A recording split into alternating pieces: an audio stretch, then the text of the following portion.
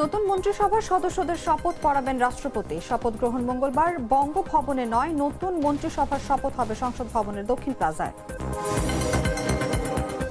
ভঙ্গুর অর্থনীতি পুনরুদ্ধারই নতুন রাষ্ট্রনায়কের সামনে চ্যালেঞ্জ। ভারসাম্যপূর্ণ, মর্যাদাপূর্ণ ও বাস্তবমুখী কূটনীতি অনুসরণের পরামর্শ বিশেষজ্ঞদের। রংপুরে ভোট পুনর্গণনার দাবিতে ডিসি অফিস ঘেরাও বিএনপি নেতা কর্মীদের। ছায়া মন্ত্রিসভা গঠনের প্রস্তুতির কথা জানালেন আসিফ মাহমুদ।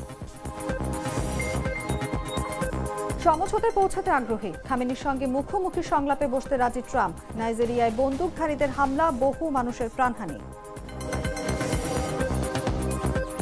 এবং বয়কটের হুমকি পেরিয়ে আজ কলম্বোয় মহারণ। টি-20 বিশ্বকাপে মুখোমুখি দুই চিরপ্রতিদ্বন্দ্বী ভারত পাকিস্তান।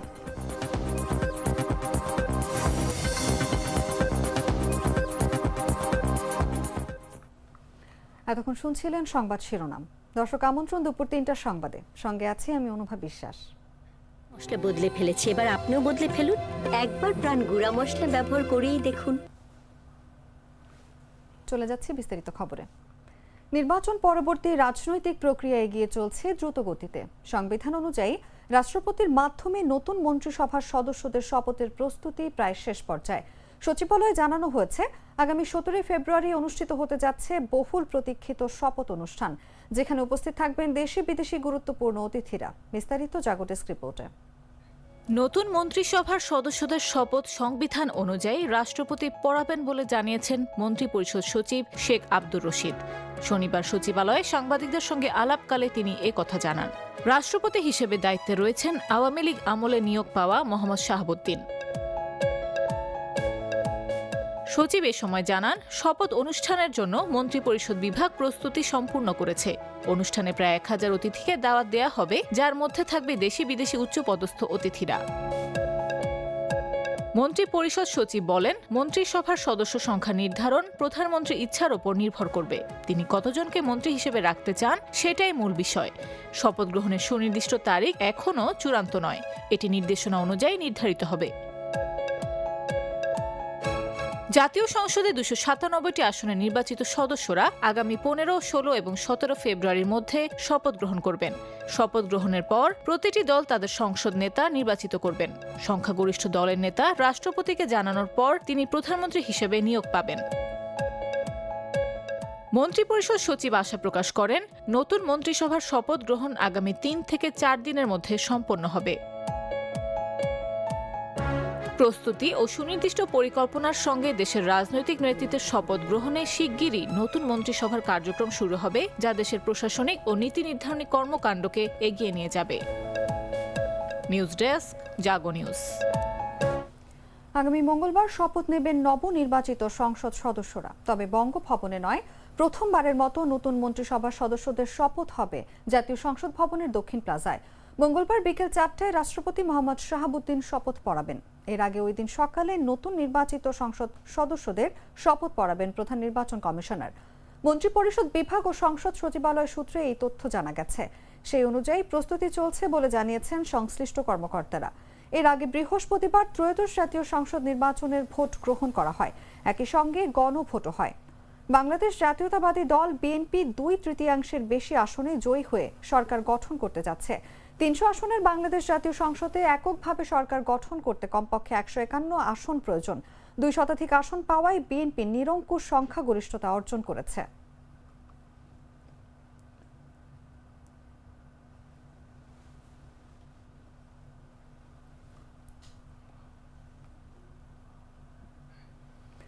নতুন প্রধানমন্ত্রী হিসেবে তারেক রহমানের দায়িত্বভার গ্রহণের সঙ্গে জড়িয়ে আছে আইনশৃঙ্খলা পুনঃপ্রতিষ্ঠান, বিনিয়োগ ও অর্থনৈতিক স্থিতিশীলতা ফিরিয়ে আনা এবং আন্তর্জাতিক সম্পর্ক পুনর্গঠন। বিশেষজ্ঞরা বলছেন, রাজনৈতিক স্থিতিশীলতা ও অর্থনৈতিক স্বার্থ সুরক্ষার জন্য পররাষ্ট্রনীতিতে দ্রুত সুপরিকল্পিত ও ভারসাম্যপূর্ণ সংস্কার গ্রহণ করা জরুরি। ভারসাম্যপূর্ণ, মর্যাদাপূর্ণ ও বাস্তবমুখী কূটনীতি অনুসরণ করলে বড় সংকট তৈরি হওয়ার সম্ভাবনা কম বলেও মত তাদের। ইব্রাহিম হোসেন অফির পাঠানো তথ্যে বিস্তারিত জাগো ডেস্ক রিপোর্টে। 17 বছরের দীর্ঘ স্বেচ্ছা নির্বাসন, লন্ডনের কুয়াশা পেরিয়ে অবশেষে 2025 সালের 25 ডিসেম্বর দেশে ফেরেন তারেক রহমান। ফেরেন এক অস্থির রাজনৈতিক সময় এবং বদলে যাওয়া বাংলাদেশে, যা শত শত প্রাণের বিনিময়ে অর্জিত হয়েছে। তার প্রত্যাবর্তন ছিল নিছক একটি ব্যক্তিগত প্রত্যাবর্তন নয়, তা ছিল দেশের রাজনীতিতে এক নাটকীয় পুনঃপ্রবেশ, বহু জল্পনা কল্পনার অবসান এবং নতুন সমীকরণের সূচনা। এখন তারেক রহমান দাঁড়িয়ে আছেন প্রধানমন্ত্রী পদের নতুন এক বিশাল দায়িত্বের সামনে। সংসদীয় সংখ্যাগরিষ্ঠতা নিয়ে সরকার গঠনের আগে নতুন নেতৃত্বের সামনে একদিকে যেমন জন আকাঙ্ক্ষা ও রাজনৈতিক প্রত্যাশার ভার, অন্যদিকে তেমনি রয়েছে জটিল ও চ্যালেঞ্জপূর্ণ অর্থনৈতিক বাস্তবতা। ক্ষমতায় বসার সঙ্গে সঙ্গেই তাদের যে বাস্তবতার মুখোমুখি হতে হবে তা কেবল একটি খাতে সীমাবদ্ধ নয়। আইন শৃঙ্খলা নিশ্চিত করা, অর্থনীতি পুনরুদ্ধার, সামাজিক স্থিতিশীলতা নিশ্চিতকরণ, আন্তর্জাতিক সম্পর্ক পুনর্গঠন এবং প্রাতিষ্ঠানিক সংস্কার, সব ক্ষেত্রেই দ্রুত, বিচক্ষণ ও দূরদর্শী সিদ্ধান্ত গ্রহণ অপরিহার্য হয়ে উঠবে। ক্ষমতায় গ্রহণের পর নতুন প্রধানমন্ত্রী অর্থাৎ সরকারকে কয়েকটি চ্যালেঞ্জের মুখোমুখি হতে হবে, যা তারা অতীত থেকে উত্তরাধিকার সূত্রে গ্রহণ করবে। নতুন নির্বাচিত সরকারের সামনে প্রধান চ্যালেঞ্জকে 4টি ভাগে ভাগ করেছেন অর্থনৈতিক বিশ্লেষকরা। এর মধ্যে রয়েছে বিনিয়োগ স্থবিরতা, কর্মসংস্থান সৃষ্টি দুর্বলতা, উচ্চ মূল্যস্ফীতি, বেসরকারি খাতে ঋণ প্রবাহের ধীর গতি এবং দেশীয় ও বিদেশি বিনিয়োগে অনিশ্চয়তা। সাধারণ মানুষের জীবনের স্বস্তি, বিনিয়োগ ও ব্যবসায়িক কর্মকাণ্ড পুনরুজ্জীবিত করার চাবিকাঠি আইন শৃঙ্খলা পুনরুদ্ধার, যা 2024 সালের গণঅভ্যুত্থানের পর থেকে মারাত্মকভাবে অবনতি হয়েছিল এবং মানুষের মধ্যে ভীতির জন্ম দিয়েছিল। এছাড়াও নতুন সরকারের সবচেয়ে বড় চ্যালেঞ্জ হবে বিনিয়োগকে পুনরুজ্জীবিত করা এবং অর্থনীতিকে গতিশীল করে তোলা। দীর্ঘদিনের রাজনৈতিক অনিশ্চয়তা বিনিয়োগকারীদের আস্থা ক্ষয় করেছে এবং এটি দ্রুত ও দৃঢ় পদক্ষেপের মাধ্যমে পুনঃপ্রতিষ্ঠা করা একান্ত প্রয়োজন বলেও মত অর্থনৈতিক বিশ্লেষকদের। এছাড়াও দারিদ্র্য, কর্মসংস্থান, আর্থিক খাতে শৃঙ্খলা ফেরানো, রাজস্ব আয় বাড়ানো সহ বাজেট ঘোষণার মতো বড় বড় চ্যালেঞ্জ রয়েছে সরকারের সামনে। রয়েছে কূটনৈতিক চ্যালেঞ্জও। বিশেষজ্ঞরা বলছেন, রাজনৈতিক স্থিতিশীলতা ও অর্থনৈতিক স্বার্থ সুরক্ষার জন্য পররাষ্ট্রনীতিতে দ্রুত, সুপরিকল্পিত ও ভারসাম্যপূর্ণ সংস্কার গ্রহণ করা জরুরি।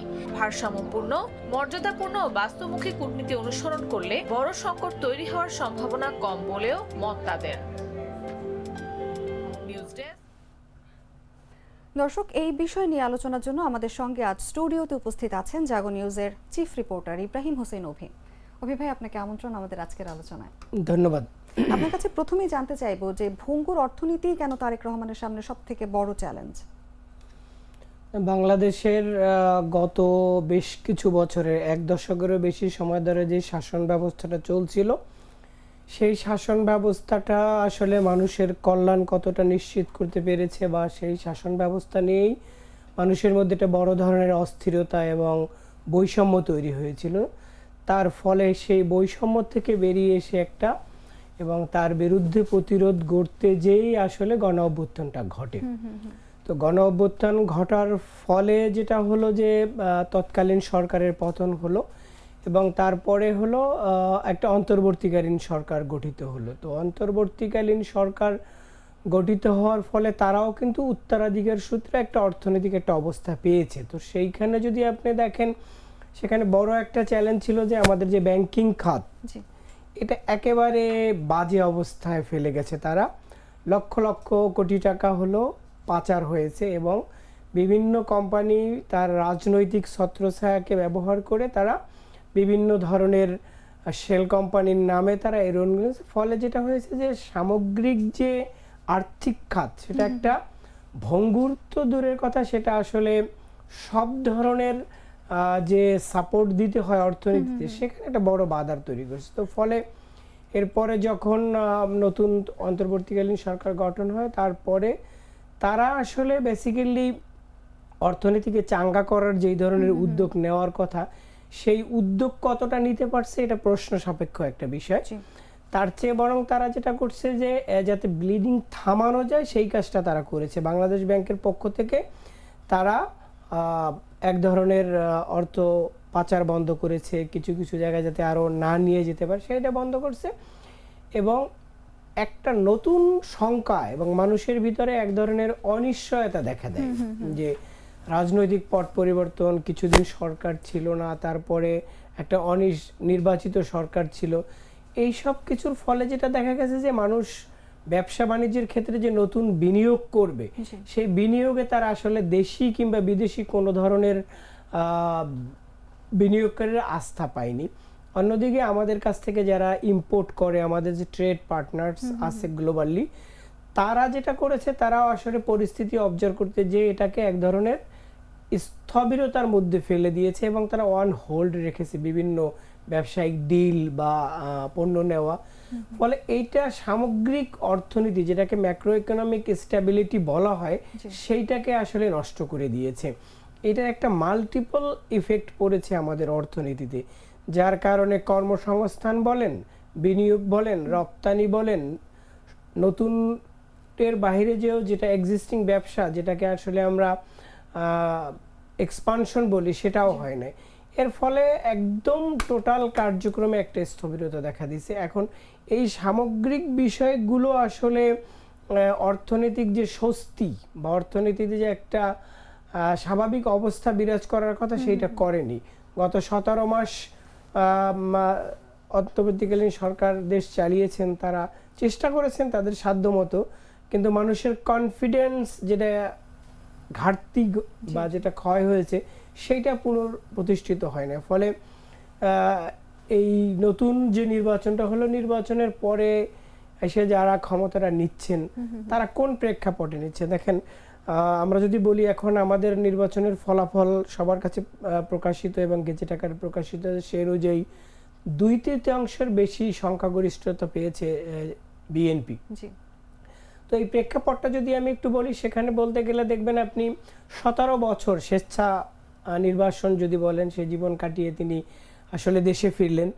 দেশে ফেরার পরে 25 তারিখে ফিরলেন, 30 তারিখে দেখেন তার উপর এক ধরনের বড় ধরনের একটা শক চলে গেল, যে তিনি তার মাতাকে হারালেন, যিনি বাংলাদেশের রাজনীতিতে আপসীন নেত্রী প্লাস 3 বারের নির্বাচিত প্রধানমন্ত্রী। তো এটা আসলে তার জন্য যেরকম একটা বড় শক ছিল, পুরা জাতিতেই রাজনৈতিক অঙ্গনে একটা পুরা বড় ধরনের সবার জন্য এটা শকিং নিউজ।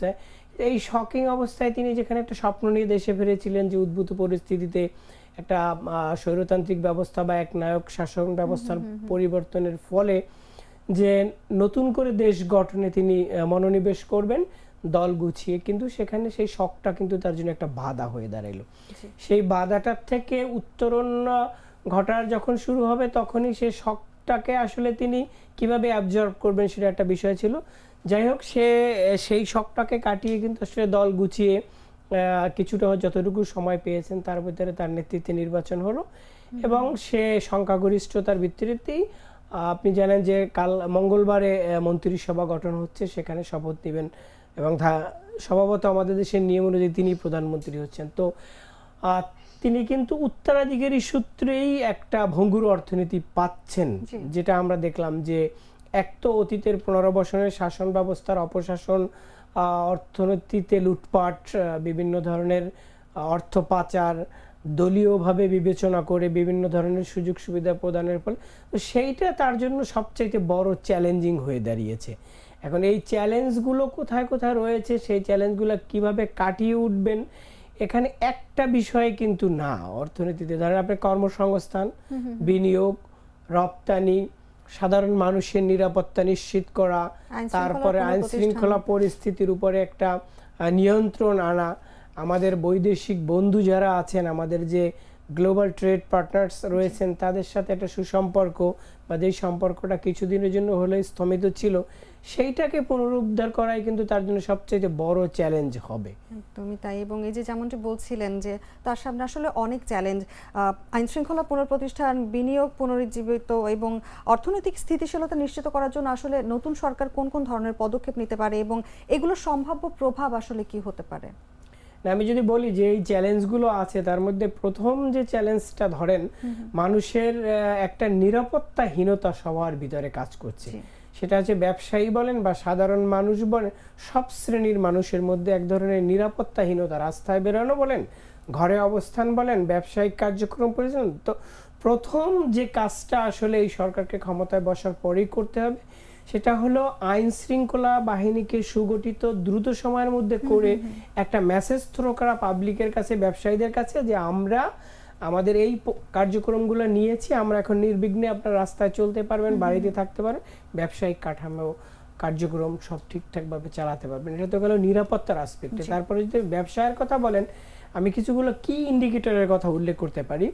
ধরেন রপ্তানির কথা যদি বলি, আমাদের রপ্তানিতে একটা নেতিবাচক ধারা যেটা 5 মাস ধরে চলছে, তো এটার পিছনেও কিন্তু আমাদের আস্থাহীনতা, নিরাপত্তা বিষয়গুলো জড়িত রয়েছে। তো এখানে এক পক্ষ নয়, এখানে আমাদের বৈশ্বিক পার্টনাররাও রয়েছেন, আবার হলো আমাদের লোকাল ইস্যুসগুলো রয়েছেন। তো সেই ক্ষেত্রে যেহেতু পলিটিক্যাল আনসার্টিনিটিটা নির্বাচনের মাধ্যমে ওভার হয়ে যাচ্ছে, বাকি ইনিশিয়েটিভগুলো তিনি গ্লোবালি একটা মেসেজ থ্রো করা যে আসলে আমরা ঘুরে দাঁড়িয়েছি, আমরা ধীরে ধীরে সবকিছু স্বাভাবিক পর্যায়ে নিয়ে যাব।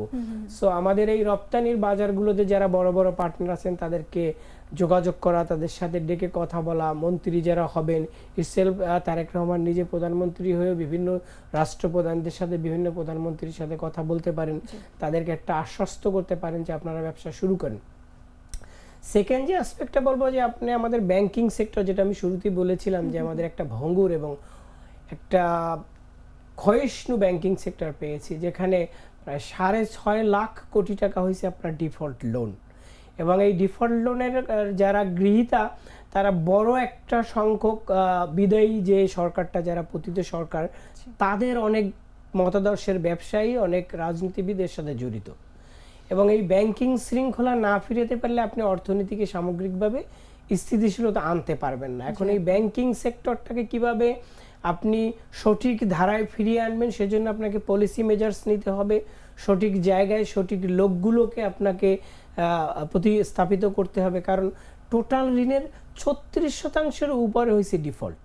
সো মানুষ নতুন বিনিয়োগ করতে গেলে ঋণ লাগবে, ইম্পোর্ট করতে গেলে, ইলসি করতে গেলে সেখানে আপনাদের ঋণ দিতে হবে, মানুষকে সহায়তা দিতে হবে, সাধারণ মানুষকে ব্যাংকের প্রতি আস্থা ফিরিয়ে আনতে হবে যারা ডিপোজিটের আছে, যে না ব্যাংকগুলোতে আর টাকা পাচার হবে না, ব্যাংকে টাকা রাখলে ফেরত পাবেন, এই জিনিসটা তাকে অবশ্যই দেখাতে হবে। এর বাইরে আপনি যদি দেখেন কর্মসংস্থানের জায়গাটা যদি আমি বলি, কর্মসংস্থান কিন্তু একটা বড় চ্যালেঞ্জ।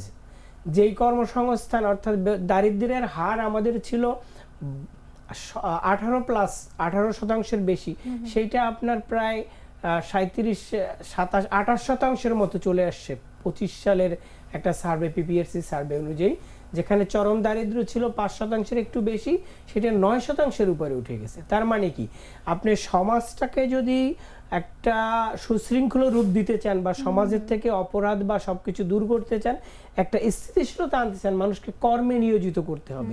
যদি কর্মে নিয়োজিত না করতে পারেন, অপরাধ প্রবণতা বেড়ে যাবে, খুন, ছিনতাই, হত্যা, এই ধরনের কাজগুলো বাড়ার সম্ভাবনা আছে। তো সেইখানে বিনিয়োগকে যদি ভাইব্রেন্ট করতে পারেন, মানুষকে কর্মসংস্থান বাড়াতে পারেন, সেখানে রাষ্ট্রীয়ভাবে কর্মসংস্থান বাড়তে পারে, বেসরকারিভাবে, সেটা তাহলে কিন্তু তাদের এই চ্যালেঞ্জটা মোকাবেলা করা সম্ভব। তো সেই ক্ষেত্রে ব্যবসায়ীদের সাথে সরকারের একটা আন্ডারস্ট্যান্ডিং গড়ে তুলতে হবে যে কি প্রক্রিয়ার মাধ্যমে গেলে ব্যবসায়ীরা ব্যবসা করবে এবং কর্মসংস্থান দ্রুত সৃষ্টি করা যাবে। এটা তো গেল একটা ইস্যু। আর একটা ইস্যু রয়েছে আপনার ইনফ্লেশন। মানুষের প্রকৃত যে মজুরি সেটা কিন্তু বাড়ে নাই, কিন্তু ইনফ্লেশন আপনি দেখেন গত মাসের ইনফ্লেশন 10% উপরে। মানুষ তার জীবিকা নির্বাহের ক্ষেত্রে যথারীতি সংগ্রাম করছে, তার আয় ব্যয়ের সামঞ্জস্য, সব চাহিদা মিটাতে পারছে না, সে একটা ভালো ফুড খেতে পারছে না, বাচ্চার স্কুলের খরচ দিতে পারতেছে না, হিমশিম খাচ্ছে। এই ইনফ্লেশনটাকে কিভাবে কন্ট্রোল করা যেতে পারে, সেখানে একটা বড় দৌরত্ব রয়েছে চাঁদাবাজি। আমাদের ফুড সাপ্লাই চেন, যেটা আমাদের যে কনজিউমার গুড সাপ্লাই চেন এবং আমাদের ডেইলি যে ভেজিটেবল সবজি যেগুলো আসে গ্রাম থেকে, সেখানে একটা বড় চাঁদাবাজ চক্র রয়েছে, একটা চাঁদাবাজি। এটা পুলিশ প্রশাসন চেষ্টা করছে, ইভেন অনেক সময় অভিযোগ শুনি যে এই চাঁদাবাজির সাথে সেই প্রশাসনও জড়িত রয়েছে। এই সিন্ডিকেশন যদি না ভাঙতে পারে, ট্রেড সিন্ডিকেশন, তাহলে আমরা এই যে আমাদের ডাবল ডিজিট যে ইনফ্লেশন, এটার থেকে বেরোতে আসতে পারবো না। দ্রুত এই ল এনফোর্সিং এজেন্সি এবং ল অ্যান্ড অর্ডার সিচুয়েশন ঠিক করার সাথে সাথে এই সিন্ডিকেটকে ভেঙে দিতে হবে, যাতে মানুষের জীবন ব্যয় বা জীবনযাত্রার মানকে উন্নত করা যেতে পারে। এটা তো গেল। এর বাইরে আপনি যদি আরও কিছু বিষয়ে দেখেন, যেটা ব্যাংকিং খাতের বাইরে বললাম, সব জায়গাতেই কিন্তু একটা ভঙ্গুর, একটা বিশৃঙ্খল অবস্থা আছে, প্রত্যেকটা ক্রমান্বয়ে তাকে হলো আপনার ধাপে ব্যবস্থা এগোতে নিতে হবে। এবং সেই ব্যবস্থায় আমি বলবো তিনি দীর্ঘদিন বাংলাদেশে ছিলেন না, কিন্তু বাইরে থাকার পরেও তিনি বাংলাদেশ ক্লোজলি মনিটর করেছেন। তিনি তাকেই যেহেতু রাষ্ট্রপ্রধান হিসাবে মানে আমাদের তাকেই দায়িত্ব নিচ্ছেন, তিনি দেশের প্রধানমন্ত্রী হচ্ছেন একজন ইয়াং, তার মা দেশের 3বার প্রধানমন্ত্রী ছিলেন, বাবা রাষ্ট্রপতি ছিলেন, তার একটা রাজনৈতিক লেগাসি আছে। তো সেখানে সেই পদক্ষেপগুলোই তিনি নেবেন যেগুলো আসলে মানুষকে স্বস্তি দিবে।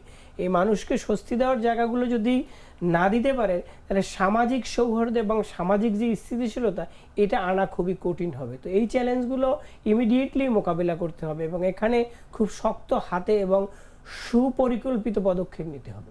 খুব দারুণ বলছিলেন অভি ভাই। এবার একটু জানতে চাইবো যে এই যে দীর্ঘ রাজনৈতিক অনিশ্চয়তার মধ্যে ছিল এতদিন আমাদের দেশ, এবং আরেকটু যদি বলতে চাই যে 2024 সালের গণ অভ্যুত্থানের পর কিন্তু জনগণের মধ্যে এক ধরনের ভীতি সৃষ্টি হয়েছে, বিনিয়োগে হোক বা সেটা দেশের অন্য কোনো খাতে হোক।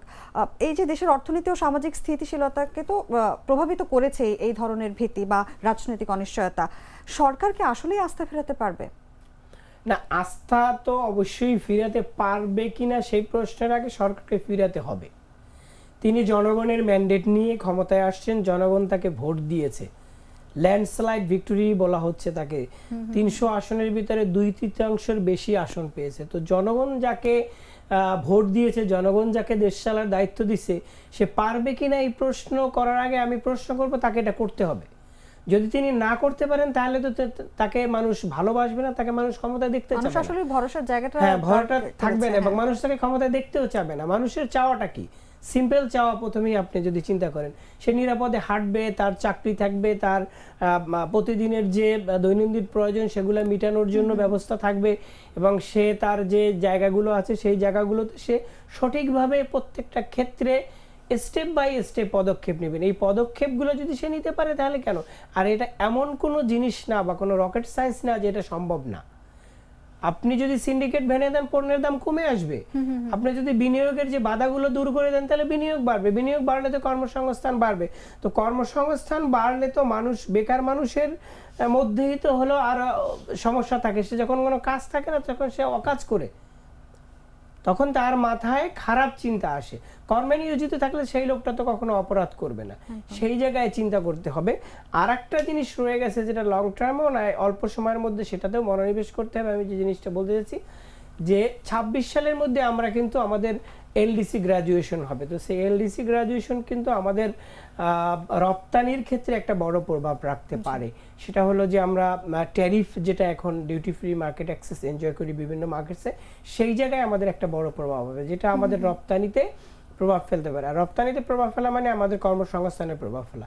এই জিনিসটা আসলে 26 সালের মধ্যে আগে আমরা আসলেই উত্তীর্ণ হব নাকি আমরা পিছিয়ে যাব, পিছিয়ে যাওয়ার জন্য অ্যাপ্লাই করব, এই বিষয়টা দ্রুত একটা সমাধান করতে হবে। কারণ সরকারের হাতে খুব বেশি সময় থাকবে না, ক্ষমতা নেওয়ার পরে তাদের অনেকগুলো কাজ রয়েছে। সো এই জায়গায় ব্যবসায়ীদের সাথে আরও একটা বিষয় রয়ে গেছে। দেখেন, এই মানুষ যে এই আন্দোলনের ফলে আজকের এই সরকার, আজকের এই নির্বাচনটা হলো, সেখানে কিন্তু মানুষের তুষ্টিটাই এবং মানুষের চাওয়া পাওয়ারগুলোর প্রতিফলন দেখতে চাবে। এই যে ফেব্রুয়ারির মাঝখানে চলে আসি, দায়িত্ব হস্তান্তর হতে হতে মার্চ চলে আসবে, তো তারপরেই দেখা যাবে জুন মাসে এসে তাদেরকে আরেকটা নতুন বাজেট দিতে হবে। 6 লাখ 7 লাখ কোটি টাকার একটা বাজেট গত ভরে গিয়েছে, কিন্তু গত বছরের বাজেট আসলে কতটা মানুষের প্রত্যাশা পূরণ করতে পারছে সেটা মানুষ মনে রাখবে। আবার যেহেতু একটা নির্বাচিত সরকার, এখানে মানুষ তার যে বৈষম্য এবং তার যে প্রয়োজনগুলো যেগুলো অতীতে পায়নি সেগুলোর রিফ্লেকশন দেখতে চায়। সেই বাজেটের যে রিফ্লেকশন দেখতে চায় সেটার জন্য তাকে ফান্ড মোবিলাইজ করতে হবে, রেভিনিউ জেনারেট করতে হবে। তো রেভিনিউ জেনারেট করতে গেলে আপনি যদি দেখেন যেখানে 2 লাখ 2.5 লাখ কোটি টাকার উপরে রেভিনিউ কালেকশনের টার্গেট রয়েছে, তার এগেইনস্টে আমাদের প্রায় 50 লক্ষ কোটি টাকা এখন পর্যন্ত এই চলতি সময়ের মধ্যে ডেফিসিট রয়ে গেছে। এইটা কিভাবে সে করবে?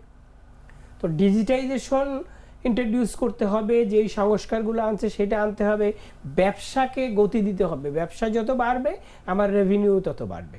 যদি আমি এই রেভিনিউ জেনারেশন বাড়াতে না পারি বা আমার শৃঙ্খলার মধ্যে রেখে আমি কর না বাড়াতে পারি তাহলে হবে না। সেক্ষেত্রে আরেকটা জিনিস খেয়াল রাখতে হবে যে আর্থিক খাতে প্রত্যক্ষ কর যেটা সেইটা বাড়িয়ে শুধু যদি ইয়ে করা হয় মানুষের উপর প্রভাব পড়ে, সেটা দিয়ে কিন্তু সম্ভব না। প্রত্যক্ষ পরোক্ষ কর ইনস্টিটিউশনালাইজেশন করার মাধ্যমে আরো কিভাবে বাড়ানো যায়, কর জাল কিভাবে বাড়ানো যায়, এইসব বিষয়গুলোতে সাইমultaneously ইয়ে দিতে হবে, মানে মনোনিবেশ করতে হবে। তা না হলে আপনি 7 লক্ষ বা 8 লক্ষ কোটি টাকার বাজেট যদি আপনি ফান্ড থেকে পাবেন, সরকারের বৈদেশিক সহায়তা প্লাস বিভিন্ন ধরনের যে ফান্ড আমরা পাই, বিভিন্ন প্রজেক্টের কাজ করি, সেই কাজগুলোকে দ্রুততার সাথে সমাধান করতে হবে। সমাধান বলতে আমি বলছি কমপ্লিশনে যেতে হবে। যেইগুলো অন দ্য ওয়ে আছে, প্রোগ্রেস আছে, সেগুলো শেষ করলে আমরা ফান্ডগুলো রিলিজ করতে পারবো। আমাদের যে রিজার্ভ আছে সেই রিজার্ভে আমরা কতটুকু টিকতে পারবো সেটা বুঝতে হবে। আপনাকে ইম্পোর্টের দিকে তাকাতে হবে। ইম্পোর্ট যদি ভাইব্রেন্ট না হয় তাহলে আমার লোকাল ম্যানুফ্যাকচারিং ইন্ডাস্ট্রি গ্রো করবে না, লোকাল যে ডিমান্ড সেটা আমরা মিট করতে পারবো না। সো অনেকগুলোই অ্যাসপেক্ট আছে। আপনি শুধুমাত্র এক সাইড থেকে যদি কাজ করে তাহলে হবে না। আর ওনাকে বুঝতেই হবে ওনার প্রতি, অর্থাৎ এই নতুন সরকারটার প্রতি মানুষের প্রত্যাশাটা কিন্তু অনেক বড়।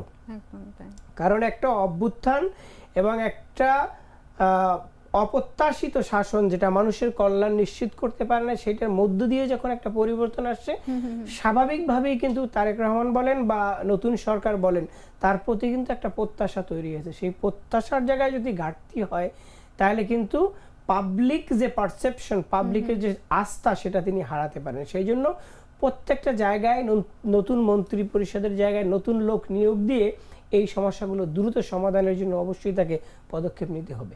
একদমই তাই। এবং ওইভাবে আরেকটু যদি বলি যে সরকারের কূটনৈতিক নীতি ও আন্তর্জাতিক যে সম্পর্ক, এটা পুনর্গঠন করাটা আসলে কতটা গুরুত্বপূর্ণ এবং এটি দেশের অভ্যন্তরীণ অর্থনৈতিক ও সামাজিক চ্যালেঞ্জ মোকাবিলায় কিভাবে সহায়তা করতে পারে বলে আপনি মনে করেন? এখন হলো আমরা একটা গ্লোবাল ভিলেজ হিসেবে কল্পনা করি সারা পৃথিবীতে। সো এখানে আমরা সেই সামন্ততা থেকে উঠে এসে আমরা এখন চলি একে অন্যের প্রতি কিন্তু নির্ভরশীল।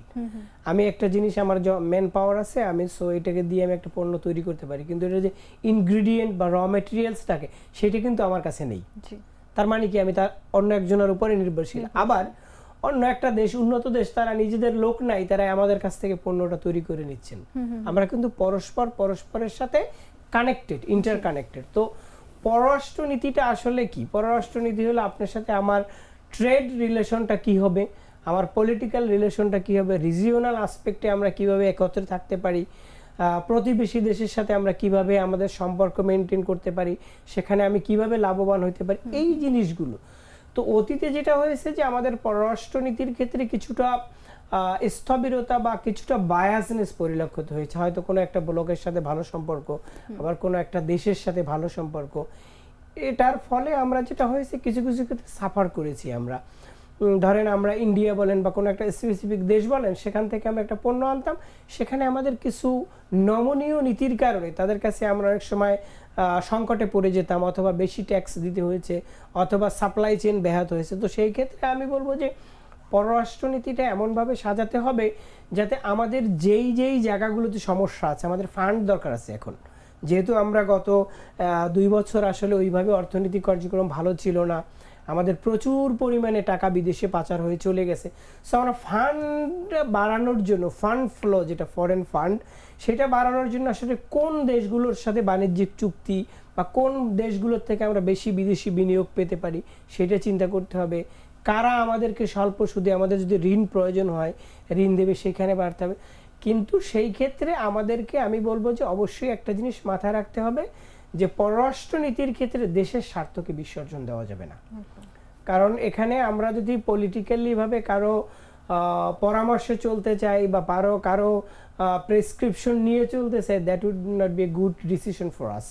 কারণ আমরা অতীতে এরকম চলতে যে আমাদের যে স্বীয় ক্যাপাসিটি, আমাদের নিজস্বভাবে মাথা উঁচু করে দাঁড়ানোর যে একটা আকাঙ্ক্ষা, সেইটা বাধাগ্রস্ত হবে। সো ফরেন পলিসির ক্ষেত্রে আমি বলবো যে শুরুতেই ট্রেড পলিসিটাকে বড় করে দেখতে হবে, কারণ আমার ট্রেড ভাইব্রেন্ট করতে হবে, তা না হলে আমার আর্থিক অবস্থার উন্নতি ঘটবে না। আর রিজিওনালি আমরা কোন ব্লকে যাব না, সেইটাকে অনেক শক্তভাবে হ্যান্ডেল করতে হবে, কারণ পুরো পৃথিবী এখন নানা ধরনের মেরুকরণ চলছে। এই পোলারাইজেশনের যুগে যুদ্ধ লেগেই আছে, এবং অতীতে যেরকম যুদ্ধ চলতো এক বিষয়, এখন কিন্তু ট্রেড ওয়ার চলছে। এই ট্রেড ওয়ারে যাতে আমরা কোনো ব্লকের সাথে জয়েন করা বা কোনো মিস পলিসির কারণে যাতে আমরা বিপদে না পড়ে যাই। ধরেন এখন চায়না ইউএসএ যুদ্ধ চলতেছে, সেখানে আমাকে খুব সচেতনতার সাথে আগাতে হবে যে আমাকে চায়নারও দরকার আছে, কারণ চায়না থেকে আমরা র মেটেরিয়াল আনি, আবার ইউএস আমাদের বড় এক্সপোর্ট মার্কেট। এটা কি সো ব্যালেন্সিং পাওয়ারের ক্ষেত্রে সেটা।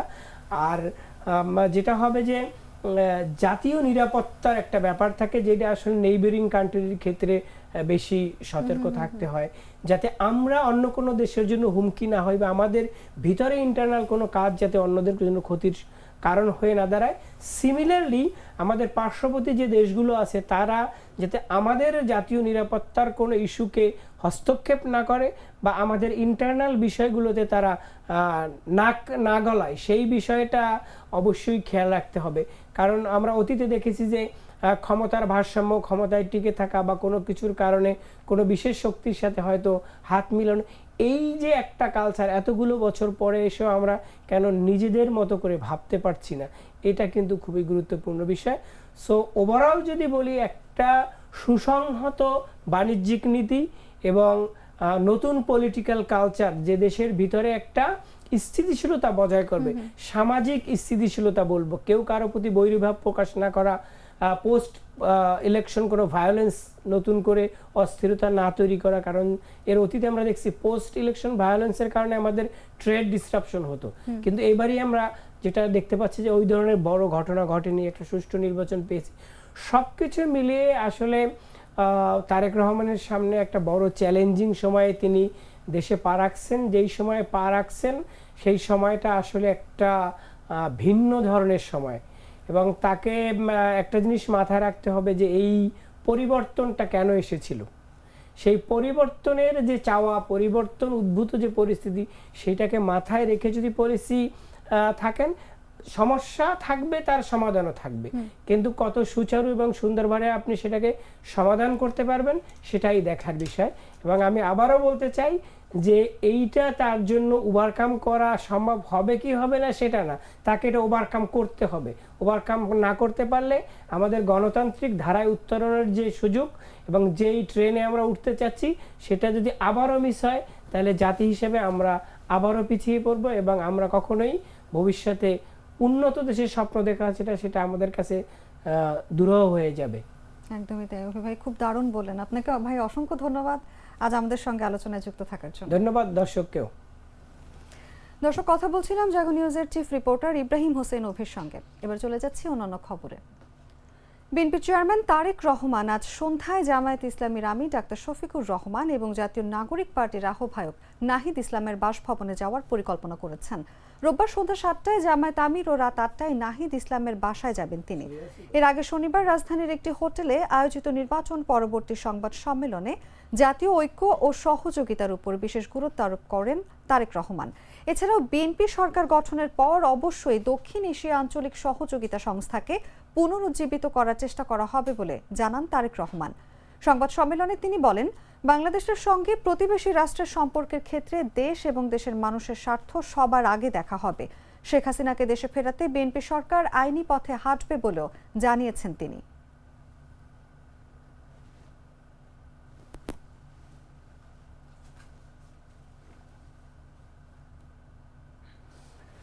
জাতীয় সংসদ নির্বাচনে সংখ্যাগরিষ্ঠতা অর্জনের মাধ্যমে সরকার গঠনের পথে এগিয়েছে বাংলাদেশ জাতীয়তাবাদী দল।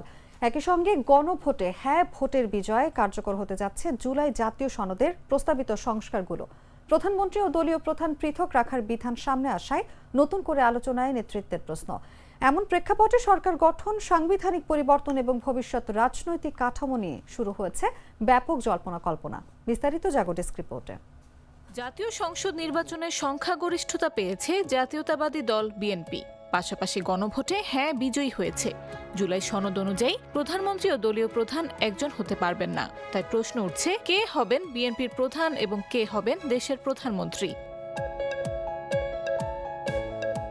এবারই প্রথম বিএনপির বর্তমান চেয়ারম্যান তারেক রহমানের নেতৃত্বে নির্বাচনে অংশ নিল এবং তারেক রহমান নিজেও এবার প্রথমবারের মতো সংসদ সদস্য নির্বাচিত হলেন। তিনি ঢাকা ও বগুড়ার 2টি আসন থেকে নির্বাচিত হয়েছেন। ফলে বিএনপির আগের ঘোষণা অনুযায়ী সংখ্যাগরিষ্ঠ দলের প্রধান হিসেবে তারেক রহমানই বাংলাদেশের পরবর্তী প্রধানমন্ত্রী হতে যাচ্ছেন। এদিকে প্রায় 4,80,00,000 ভোটে হ্যাঁ জয়যুক্ত হওয়ায় দেশে ব্যাপক সাংবিধানিক ও প্রশাসনিক পরিবর্তনের পথ উন্মুক্ত হয়েছে। কার্যত নতুন সংসদ জুলাই জাতীয় সনদের আওতায় থাকা প্রস্তাবগুলো বাস্তবায়নে আইনত বাধ্য থাকবে।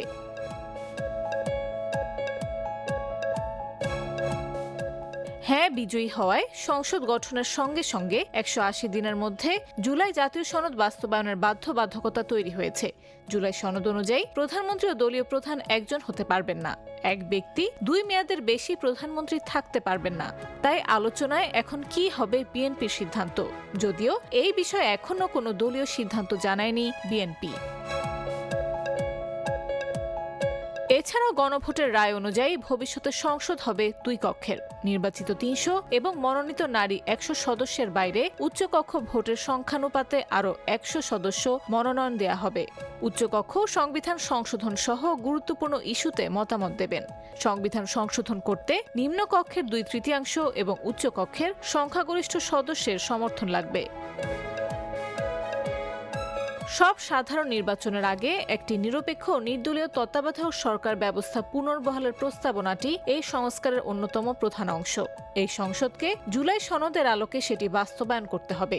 এমনকি সংস্কার প্রস্তাব অনুযায়ী এক ব্যক্তি জীবনের সর্বোচ্চ 10 বছর প্রধানমন্ত্রী পদে থাকতে পারবেন। নিউজ ডেস্ক, জাগো নিউজ। গ্লিটারের টুইন লেমন ও অ্যান্টিব্যাকটেরিয়াল ফর্মুলা বাসনকে চকচকে জীবাণুমুক্ত করে আমাদের দেয় গ্লিটার গ্যারান্টি। রংপুর 4, রংপুর 3 ও রংপুর 6 আসনে পুনরায় ভোট গণনার দাবিতে জেলা প্রশাসকের কার্যালয় ঘেরাও করেছেন বিএনপির প্রার্থীর সমর্থকরা। রোববার বেলা 1টার দিকে জেলা প্রশাসকের কার্যালয়ের সামনে অবস্থান নিয়ে বিক্ষোভ করেছেন তারা। এ সময় আক্তার হোসেন ও জেলা প্রশাসককে ভোট চোর উল্লেখ করে স্লোগান দেন বিক্ষুব্ধ জনতা। বিক্ষোভ কর্মসূচিতে বিএনপির প্রার্থী এমদাদুল হক ভরসা, শামসুজ্জামান সামু এবং সাইফুল ইসলাম উপস্থিত রয়েছেন। ইলেকশন ইঞ্জিনিয়ারিং এর মাধ্যমে জাতীয় নাগরিক পার্টির প্রার্থী আক্তার হোসেনকে জয়ী করা হয়েছে বলে অভিযোগ তুলে বিএনপির প্রার্থী এমদাদুল হক ভরসা বলেন, নির্বাচনের ফলাফলটাকে ইঞ্জিনিয়ারিং করেছে। এই ব্যাপারে শুক্রবার সকাল 11টা থেকে 3টা পর্যন্ত ডিসির বাংলোতে গিয়েও কারো দেখা পাননি তারা।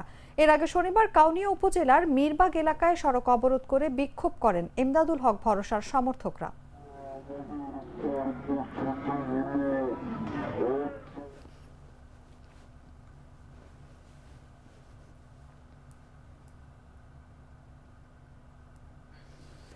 ছায়া মন্ত্রিসভা গঠনের প্রস্তুতি নেওয়ার কথা জানিয়েছেন জাতীয় নাগরিক পার্টির মুখপাত্র ও দলের কেন্দ্রীয় নির্বাচন পরিচালনা কমিটির চেয়ারম্যান আসিফ মাহমুদ সজীব ভুঁইয়া। রোববার নিজের ভেরিফাইড ফেসবুক আইডিতে দেয়া এক পোস্টে তিনি কথা জানান। ফেসবুকে আসিফ মাহমুদ লিখেছেন, তারা ছায়া মন্ত্রিসভা গঠনের প্রস্তুতি নিচ্ছেন। ছায়া মন্ত্রিসভার কাজ কি হবে তা আসিফ মাহমুদ তার পোস্টে উল্লেখ করেছেন। এই প্রসঙ্গে তিনি লিখেছেন, স্বচ্ছতা ও জবাবদিহিতা নিশ্চিত এবং সার্বিক কার্যক্রমে ওয়াচডগ হিসেবে কাজ করবে ছায়া মন্ত্রিসভা। 12 ফেব্রুয়ারি ত্রয়োদশ জাতীয় সংসদ নির্বাচন ও গণভোট অনুষ্ঠিত হয়। নির্বাচনে 300 আসনের মধ্যে 299টিতে ভোট গ্রহণ হয়। শেরপুর 3 আসনে জামায়াত ইসলামের প্রার্থীর মৃত্যুর কারণে ভোট গ্রহণ বাতিল হয়েছে। 299টি আসনের মধ্যে 2টি আসনে জয়ী বিএনপির প্রার্থীর ফলাফল প্রকাশে আদালতের নিষেধাজ্ঞা রয়েছে। ঘোষিত ফলাফল অনুযায়ী 297 আসনের মধ্যে বিএনপি একাই পেয়েছে 209টি। বিএনপি জোটের শরিকেরা পেয়েছে 3টি আসন। সব মিলিয়ে এখন বিএনপি জোটের আসন সংখ্যা 212। নির্বাচনে নিরঙ্কুশ সংখ্যাগরিষ্ঠতা নিয়ে সরকার গঠন করতে যাচ্ছে বিএনপি। জামায়াত ইসলামের নেতৃত্বাধীন 11 দলীয় নির্বাচনী ঐক্য 77 আসন নিয়ে সংসদে বিরোধী দলের ভূমিকায় যাচ্ছে।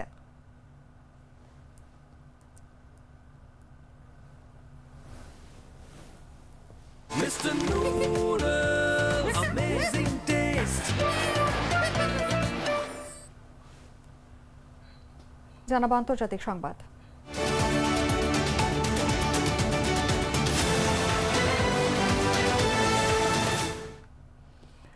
মার্কিন প্রেসিডেন্ট ডোনাল্ড ট্রাম্প ইরানের সঙ্গে আলোচনার মাধ্যমে সমঝোতায় পৌঁছাতে আগ্রহী বলে জানিয়েছেন দেশটির পররাষ্ট্রমন্ত্রী মার্কো রুবিও। স্থানীয় সময় শনিবার ব্লুমবার্গে দেয়া এক সাক্ষাৎকারে একথা জানান তিনি। রুবিও বলেন, প্রেসিডেন্ট অনেকবার বলেছেন তার পছন্দ হলো ইরানের সঙ্গে একটি চুক্তিতে পৌঁছানো। এটা খুব কঠিন হলেও তিনি চেষ্টা করবেন। তারা এখন সেটাই করার চেষ্টা করছেন। পারস্পরিক যোগাযোগের প্রয়োজনীয়তার কথা উল্লেখ করে রুবিও বলেন, তিনি এমন এক প্রেসিডেন্টের অধীনে কাজ করছেন যিনি যে কোনো ব্যক্তির সঙ্গে দেখা করতে প্রস্তুত। তার মতে এর মানে এই নয় যে ট্রাম্প আয়াতুল্লাহর মতামতের সঙ্গে একমত, বরং তিনি মনে করেন সরাসরি আলাপচারিতাই সমস্যা সমাধানের উপায়। সমস্যার সমাধান এভাবেই করতে হয়।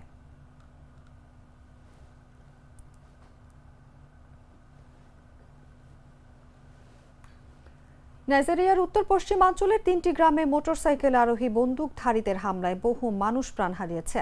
বার্তা সংস্থা এএফপির স্থানীয় প্রতিবেদন অনুসারে নাইজার রাজ্যে সশস্ত্র ব্যক্তিরা লোকজনকে গুলি করে হত্যা করেছে বা তাদের গলা কেটেছে, বাড়িঘরে আগুন দিয়েছে এবং অনির্দিষ্ট সংখ্যক লোকজনকে অপহরণ করেছে। সাম্প্রতিক সময়ে এলাকায় সশস্ত্র অপরাধী চক্রের তৎপরতা বেড়ে যাওয়ায় নতুন করে নিরাপত্তা পরিস্থিতি নিয়ে উদ্বেগ দেখা দিয়েছে। নাইজেরিয়ার উত্তর পশ্চিমাঞ্চলের 3টি গ্রামে মোটরসাইকেল আরোহী বন্দুকধারীদের হামলায় বহু মানুষ প্রাণ হারিয়েছে। বার্তা সংস্থা এএফপির স্থানীয় প্রতিবেদন অনুসারে নাইজার রাজ্যে সশস্ত্র ব্যক্তিরা লোকজনকে গুলি করে হত্যা করেছে বা তাদের গলা কেটেছে, বাড়িঘরে আগুন দিয়েছে এবং অনির্দিষ্ট সংখ্যক লোকজনকে অপহরণ করেছে। রয়টার্স জানিয়েছে 3টি গ্রামে মৃতের সংখ্যা প্রায় 32 জন। অন্যদিকে এএফপি জানিয়েছে যে কমপক্ষে 46 জন নিহত হয়েছে। নিকটবর্তী গ্রামে অন্যান্য সম্ভাব্য হামলার বিবরণ এখনও স্পষ্ট নয় এবং প্রতিবেদনে উল্লেখ করা হয়েছে যে নিহতের সংখ্যা আরও বাড়তে পারে। এএফপির একটি প্রতিবেদনে বলা হয়েছে ডাকাতরা 41টি মোটরসাইকেলে করে এসেছিল এবং প্রতিটিতে 2 বা 3 জন পুরুষ ছিল। চলতি মাসের শুরুতেও একই ধরনের আক্রমণে শতাধিক মানুষ নিহত হয়েছে। সশস্ত্র অপরাধী দলগুলো বছরের পর বছর ধরে নাইজেরিয়ায় আক্রমণ এবং অপহরণ চালিয়ে আসছে। তবে সাম্প্রতিক সময়ে পশ্চিম এবং মধ্যাঞ্চলে অপরাধমূলক কার্যক্রম তীব্রভাবে বৃদ্ধি পেয়েছে বলে জানা গেছে। ভোরের দিকে তুঙ্গা মাকেরি গ্রামে ডাকাতরা আক্রমণ চালায়। নাইজার রাজ্য পুলিশের মুখপাত্র ওয়াসিও আবিওদুন এএফপিকে জানিয়েছেন তুঙ্গা মাকেরিতে 6 জন নিহত হয়েছেন। তিনি বলেন, কিছু বাড়িতে আগুন দেওয়া হয়েছে এবং এখনও নিশ্চিতভাবে বলা যায়নি যে কতজনকে অপহরণ করা হয়েছে। নিহতদের বেশিরভাগই নিকটবর্তী কনকোসোর বাসিন্দা। ওই গ্রামেও আক্রমণ করা হয়েছে। প্রত্যক্ষদর্শীরা এএফপিকে জানিয়েছেন প্রায় সব ঘরবাড়ি পুড়িয়ে দেওয়া হয়েছে এবং 4 জন নারীকে অপহরণ করে নিয়ে যাওয়া হয়েছে। প্রত্যক্ষদর্শীদের মতে কনকোসোতে হামলার পর ডাকাতরা পিছায় গিয়ে একটি পুলিশ স্টেশনে আগুন ধরিয়ে দেয় এবং একজনকে হত্যা করে।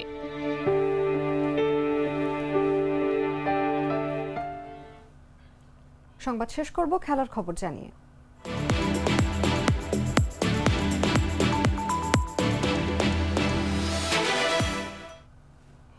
অপেক্ষার অবসান। টি-20 বিশ্বকাপে আজ মুখোমুখি হচ্ছে ভারত পাকিস্তান।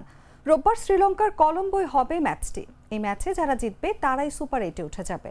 আইসিসির যে কোনো আসরেই আকর্ষণের কেন্দ্রবিন্দুতে থাকে ভারত পাকিস্তান ম্যাচ।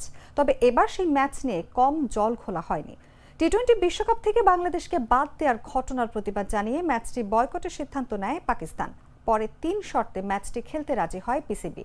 2 চিরপ্রতিদ্বন্দ্বীর ম্যাচটি না হলে বিরাট অঙ্কের আর্থিক ক্ষতির সম্মুখীন হতো আইসিসি আর ব্রডকাস্টারদের ক্ষতি হতে পারত 6,000 কোটি টাকারও বেশি। যদিও সেই বিপদ আপাতত কেটে গেছে। টি-20তে 2 দলের 16 বারের দেখায় 13 বার জয় পেয়েছে ভারত আর 3 বার পাকিস্তান। 2 দলের সবশেষ 5 দেখায় সবকটিতে জয় পেয়েছে ভারত। একটি ম্যাচও জিততে পারেনি পাকিস্তান। চলমান টুর্নামেন্টে 2 দলের শুরুটা হয়েছে দারুণ। নেদারল্যান্ডস ও যুক্তরাষ্ট্রকে হারিয়ে 4 পয়েন্ট পাকিস্তানের, সমান 4 পয়েন্ট ভারতেরও যুক্তরাষ্ট্র ও নামিবিয়াকে হারিয়ে।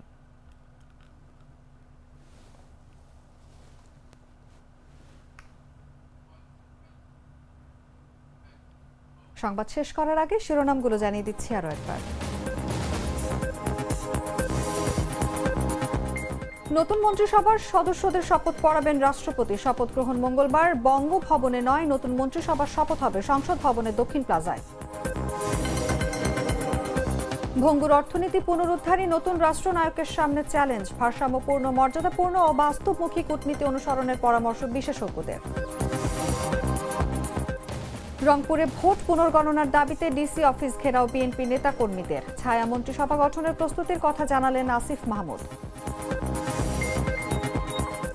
সমঝোতায় পৌঁছাতে আগ্রহী, খামেনির সঙ্গে মুখোমুখি সংলাপে বসতে রাজি ট্রাম্প। নাইজেরিয়ায় বন্দুকধারীদের হামলা, বহু মানুষের প্রাণহানি। এবং বয়কটের হুমকি পেরিয়ে আজ কলম্বোয় মহারণ। টি-20 বিশ্বকাপে মুখোমুখি 2 চিরপ্রতিদ্বন্দ্বী ভারত পাকিস্তান।